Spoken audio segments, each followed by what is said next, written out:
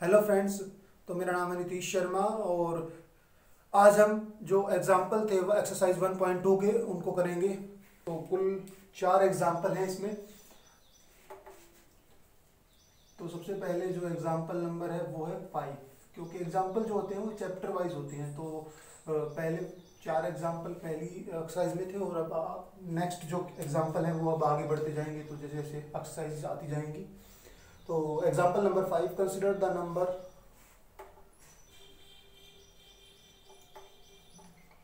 consider the number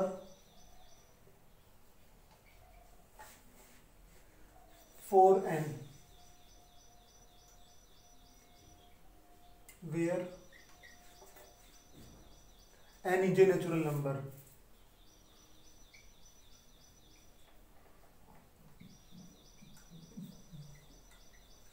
N is a natural number. Check whether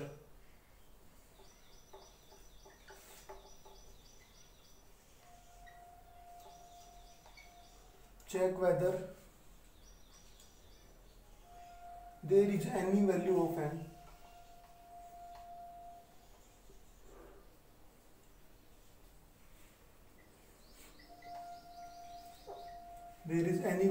n for which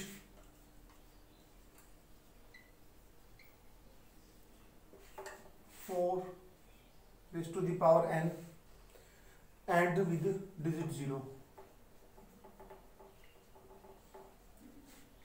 digit 0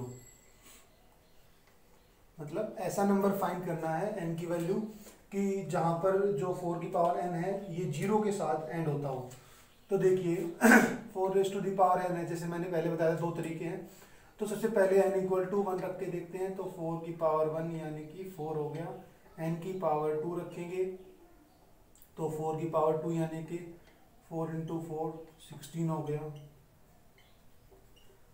n equal to 3 तो 4 की power 3 तो ये हो जाएगा 16 इंटू ये होता है 64। n की पावर 4 तो 4 की पावर 4 क्या हो जाएगा, ये होता है 256।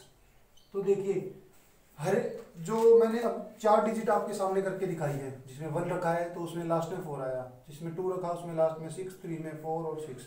तो सिर्फ 4 6 4 6 4 6 ऐसे ही आता जाएगा, तो कभी भी 0 नहीं आएगा। एक तो तरीका ये है, ठीक है। इसके बाद ये लिख के आप लिख सकते हो कि इसका जो एंड डिजिट है वो हमेशा क्या आ रही है, 4 और 6 आ रही है, 0 नहीं आ रही है।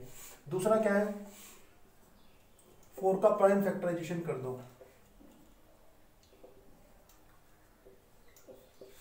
ये प्राइम फैक्टराइजेशन हो गया। उसके बाद देखिए 2 इंटू 2 की पावर n ये हो गया। एज वी कैन सी जो प्राइम फैक्टराइजेशन है, prime factorization of 4 is 4 doesn't contain 5, क्योंकि 5 होना जरूरी। जैसे कि मैंने ऐसा ही क्वेश्चन आपका एक्सरसाइज में भी था 1.2 में 6 क्वेश्चन था शायद, तो उसमें भी यहाँ पर 6 था 4 के जगह पे। तो 5 होना जरूरी है, क्योंकि 5 टू द क्या होगा 10 होगा तो तभी 0 आएगी लास्ट में। और 2 टू द 4 इंटू 5 भी होता तो 20 हो जाता, तो लास्ट में 0 आ जाता, तो 0 नहीं आ पाएगा। So there is no natural number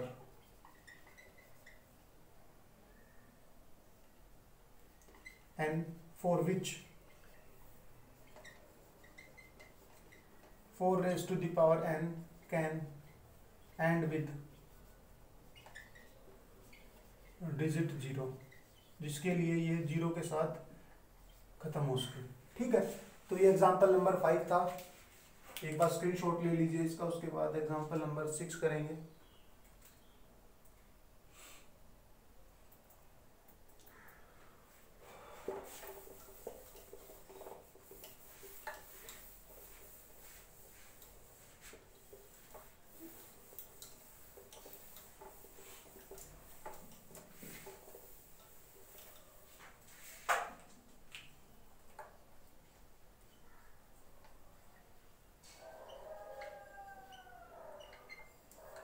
Example number 6.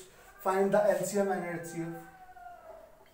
Find the LCM and HCF of 6 and 20. 6 and 20 by prime factorization method. By prime factorisation method. Prime factorisation का यूज करके हमें क्या करना है, इसका एचसीएफ और एलसीएम निकालना है। तो सबसे पहले हम इनका प्राइम फैक्टराइजेशन करते हैं, 6 का और 20 का। 2 3 दा 3 1 दा 2 10 दा 2 5 दा 5 5 दा 5 1 दा 5। तो देखिए 6 को लिख सकते हैं 2 इंटू 3, 20 को अब एचसीएफ और एलसीएम निकालना था, ठीक है। तो एचसीएफ क्या होता है, कॉमन, दोनों में कॉमन क्या है, सिर्फ और सिर्फ 2 है, तो एचसीएफ हो गया 2। अब एलसीएम के लिए सबसे पहले 2 देखिए, कॉमन है और हाईएस्ट टाइम किसमें है, इसमें है, कितनी बार, 2 बार। अब जो अनकॉमन है 3 अनकॉमन है, दोनों में नहीं है, 5 भी नहीं है, एक में है। 2 2 दा 4 4 3 दा 12 12 5 दा 60। तो 60 क्या हो जाएगा इसका एलसीएम, और एचसीएफ क्या हो जाएगा इसका 2, ठीक है। तो ये एग्जांपल नंबर 6 था। अब हम एग्जांपल नंबर 7 करेंगे। स्क्रीनशॉट ले लीजिए अगर आपको लेना है तो।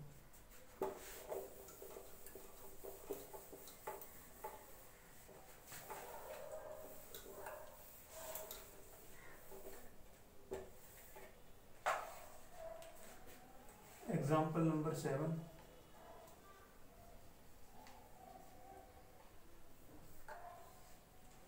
Find HCF of 96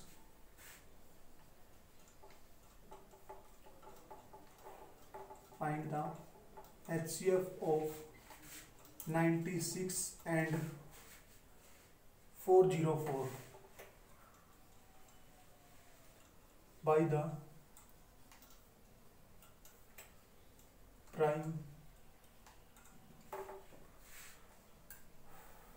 factorization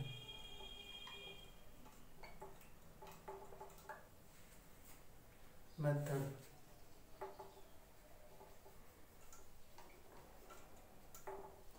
Hence find their LCM, उसके बाद उसका LCM निकालिए। Hence find their LCM। तो देखिए पहले तो बात की गई है एचसीएफ की, तो एचसीएफ निकालते हैं। 96 एंड 404 2 48 2 2 दा 2 4 दा 2 2 1 दा 2 2 दा 2 6 दा 2 3 दा 3 3 दा 1 2 पे 2 2 दा 4 0 2 2 दा 4 2 1 दा इतना आ गया। उसके बाद देखते हैं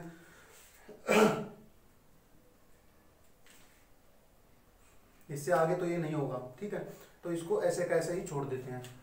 अब लिखते हैं 96 को हम क्या लिख सकते हैं, 96 इसका हो गया है 2 इंटू 2 इंटू 2 5 टाइम्स 2 है और इंटू 3, फिर है 404, इसका है 2 इंटू 2, ठीक है। तो इसका एचसीएफ कितना हो जाएगा, एचसीएफ क्या होता है जो दोनों में कॉमन हो,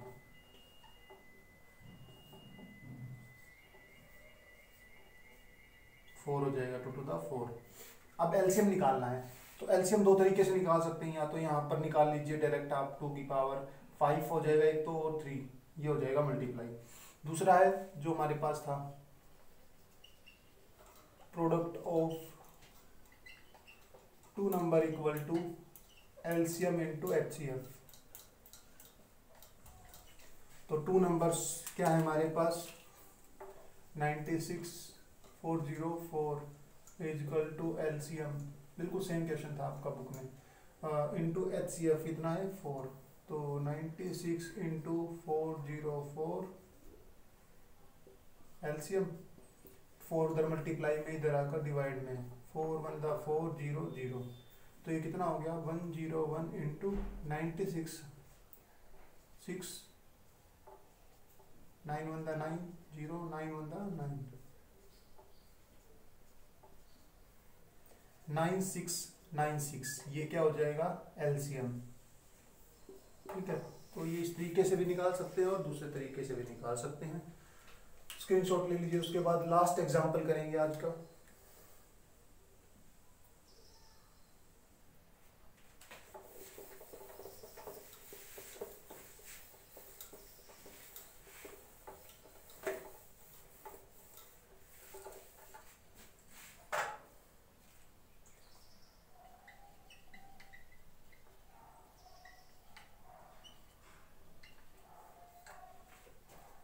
Find the HCF and LCM.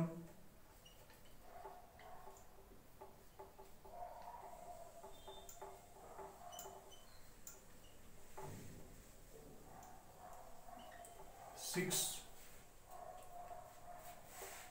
72 and 120 using the prime factorization method.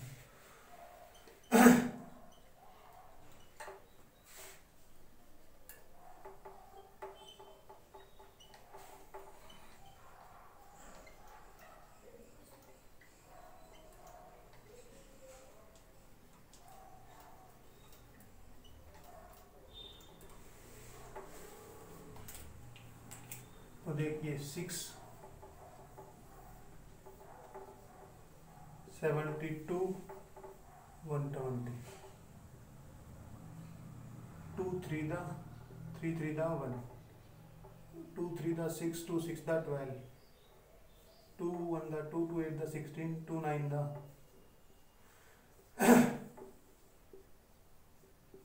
ये 1 हो गया। अब इसी तरीके से इसका करेंगे 2 6 दा 12 0 2 3 दा 2 15 दा 3 5 दा 5 1 दा 5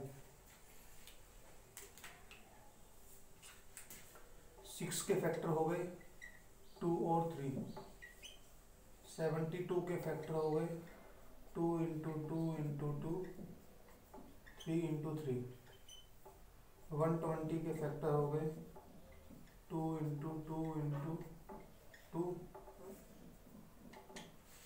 3 बार 2 है 3 इंटू 5। अब इनका HCF और LCM निकालते हैं। तो देखिए HCF तो होता है कॉमन, दोनों में कॉमन, तीनों में कॉमन क्या है 2, लिस्ट टाइम जो है 3 भी तीनों में है 3 टू द 6, तो 6 तो हो गया HCF। अब LCM की बात करते हैं। सबसे पहले 2 हाई सभी में है, हाईएस्ट किस में है, इन दोनों में 3 बार है तो 3 बार लिख दो। 3 एक बार 2 बार 1 बार तो 2 बार लिखा जाएगा। 5 सिर्फ इसमें और किसी में नहीं है तो फिर भी लिखा जाएगा क्योंकि LCM निकाल रहे हैं। 2 two the 4 4 two the 8 8 three the 24 24 three the 72 72 5 the